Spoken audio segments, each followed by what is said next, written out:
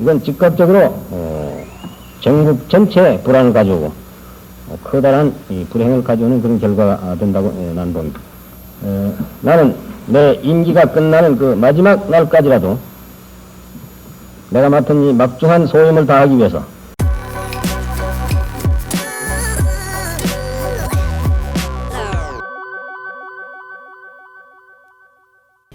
1969년 4월 25일 기자회견 5부 영상입니다.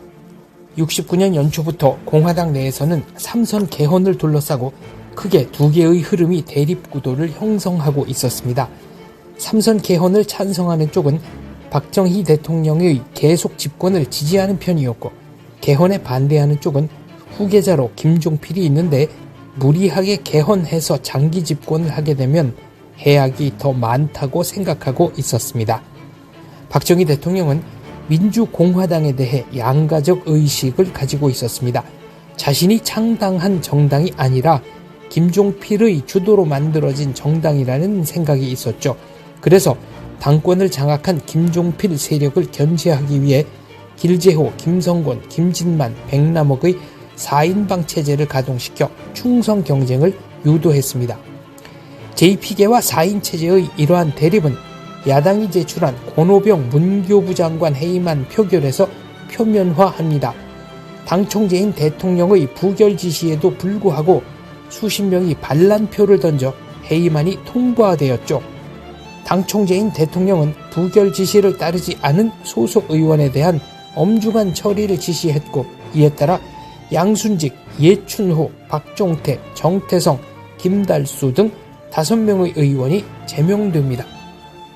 박정희 대통령은 60년대엔 빈곤을 겨우 퇴치했고 70년대엔 중화학공업을 일으켜 선진국으로 가는 길을 열어야 한다고 확신했습니다. 정보함이 납치되어 선원들이 억류되고 정보기가 격추되어 31명의 승무원이 죽었는데도 북한을 응징하지 못하는 미국에 대해 불만을 토로했습니다. 박 대통령은 또 1969년 7월 닉슨 대통령이 괌에서 발표한 닉슨 독트린을 걱정했습니다. 닉슨은 아시아에서 미군의 직접 개입이 앞으로는 없을 것이라고 천명했던 것입니다. 박 대통령은 그래서 당시 상황을 6.25 이후 처음 맞이하는 국방상의 비상시로 인식했습니다. 어쩌면 이것이 삼선 개헌을 결심한 배경 가운데 하나인지도 모릅니다. 결과적으로 삼선 개헌을 둘러싼 권력 투쟁의 도화선이 되었던 4.8 항명 사건에 대한 박 대통령의 평가 함께 들어보시겠습니다. 고향방송 장준호 기자입니다. 권문교 해임안을 둘러싸고 빚어진 이른바 4.8 항명 파동은 당 총재의 몇십 명이 되더라도 강력히 처단하라는 지시에 따라서 5명의 의원이 지명됐고, 그리고 원내 총무단에 물러나는 등 당 조치가 일단 맺은 것으로 알고 있습니다. 총재신 대통령께서는 앞으로 지도체계 확립 등 당 운영에 대해서 어떤 구상을 가지고 계신지 말씀해 주시면 감사합니다. 공화당 창당 이래 그동안 고락을 같이 해오던 또 평소에 가장 아끼고 신임하던 동지들을 제명을 한다 하는 것은 그 이유야 여하튼 총재로서 대단히 가슴 아픈 일이 알 수 없습니다.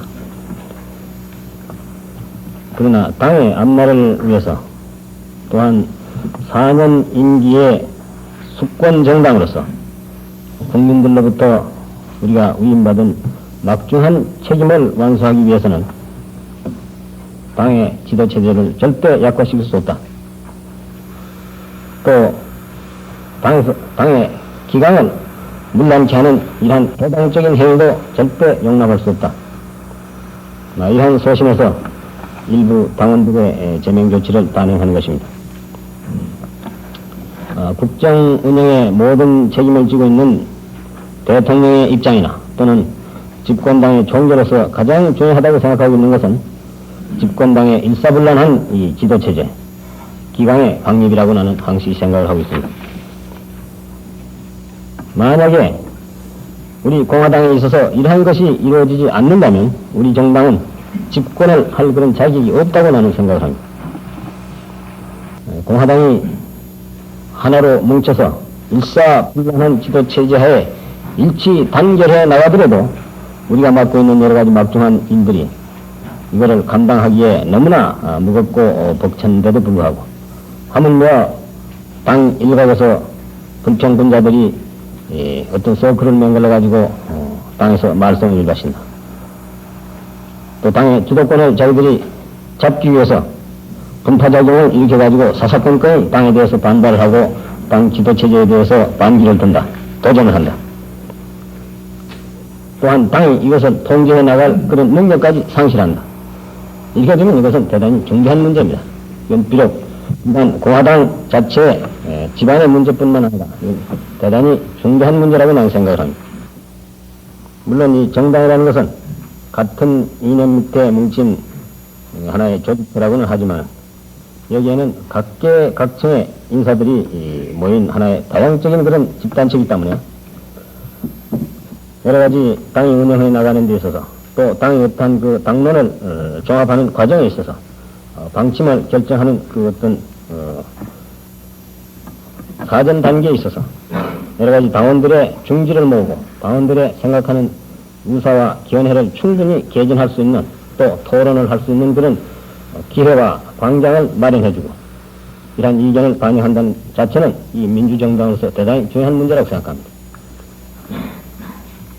그러나 정당이 한번 업한 문제에 대한 당론이 결정해지고 당의 방침이 확정된 연후에 있어서는 그 정당에 소속하는 모든 당원들은 비록 자기의 의사와 반하는 한이 있더라도 당의 방침에 따라야 되고 당론에 복종을 해야 되는 것이 이것이 근대 정당의 하나의 특색이라고 할 수 있겠습니다. 만약 이것이 이루어지지 않는다면 이것은 정당이 아니라 하나의 이것은 무슨 집단이거나 군중이거나 그 나쁘게 말하면 이건 정치하는 사람들이 모인 하나의 잡다한 어떤 그런 집단이지 이것은 정당은 아닙니다.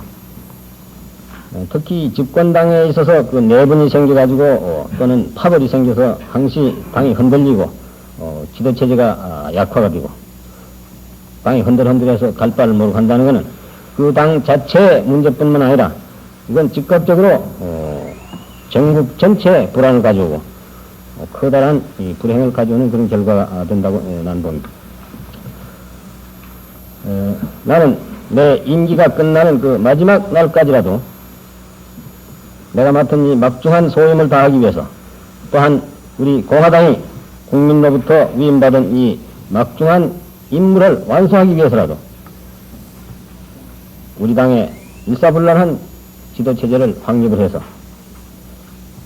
침략자들로부터 조국을 수호하고 자주국방이라는 이 울타리 안에서 우리가 지금 추진하고 있는 조국 근대화 작업을 위해서 전 심혈을 경주해 나가겠다는 소신을 이 자리를 빌어서 다시 한번 다짐을 하는 바입니다.